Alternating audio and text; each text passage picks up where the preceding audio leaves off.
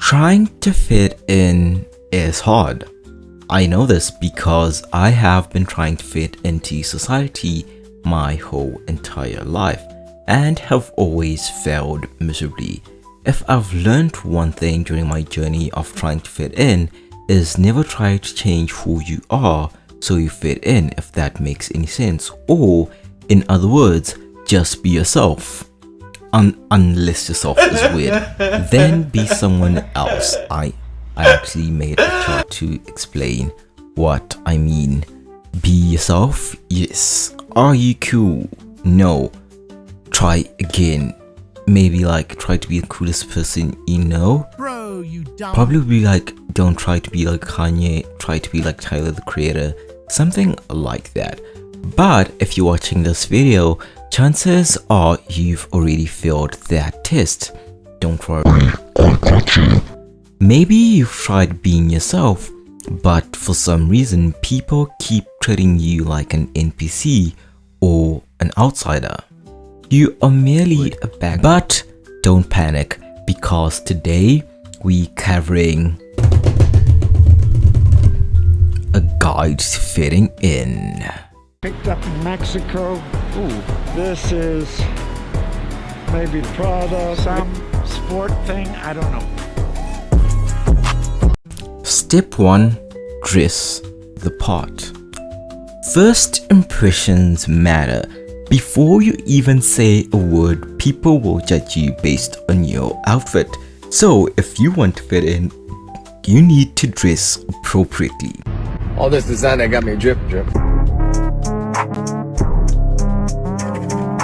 Guys just aren't trying to Following be popular super fashion baggy trends anymore. is Not a as great versatile. way Guys are to looking meet for more new of a people. classic fit that's roomier. I'm sorry, that's my phone. Where was I? Following popular fashion trends is a great way to meet new people, as the chances of someone stopping you to ask, hey bro, where did you get those threads, are higher. But it depends on what you're wearing. Don't buy Kanye's new tee, as that will definitely increase your chances of getting punched or being called wait, am I allowed to say the N-word on YouTube? Anyways, it'll increase or being called a Nazi. You what? I don't know anything about fashion, but just dress like Tyler the Creator or anyone who's famous for fashion. See, simple, clean, nothing that screams I used to live in my mom's basement. The goal is to be forgettably stylish. If no one remembers what you wore, that means you did it right. Unless you want people to assume you either really into conventions. And no, showing up overdressed doesn't help either. You're not James Bond and this is not a gala. Basically, you want to aim somewhere in the middle, not too fancy, not too weird, just safe, boring and socially acceptable. And remember, always dress for the occasion. You're not gonna believe this. I'm in one. It sure is cloudy today. Good. You could have also responded to Janet, who said her son died. I'm sorry your son died on such a cloudy day. Conversation is key. The goal is to be just interesting enough not to be ignored, but not so interesting that people think you're a serial killer. Luckily, small talk is easy because it's not supposed to be deep. It's just verbal filler, so people don't have to sit in awkward silence. And never trauma dump to random strangers unless you are hot and single, then it's socially acceptable. If you're ugly, you better have good jokes ready. Do keep it simple. Talk about the weather, sports, or whatever Netflix show people are pretending they haven't binge watched in one night. Now, never overshare.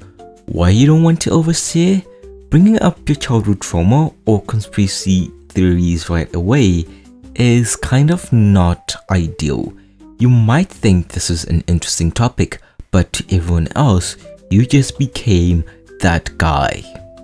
And to be honest, you don't want to be labeled as that guy. Just keep it short and simple. It can't be that hard, right? Group dynamics. Social groups have rules, and the biggest one is if they laugh, you laugh. Even if you don't get the joke, just nod and chuckle. It's called social survival. Does it make sense? No, but does it matter? Also, no. But whatever you do, do not ask them to explain the joke. And now you are the joke. At this point, you have two choices: pretend you are joking or fake a heart attack and hope they change the subject.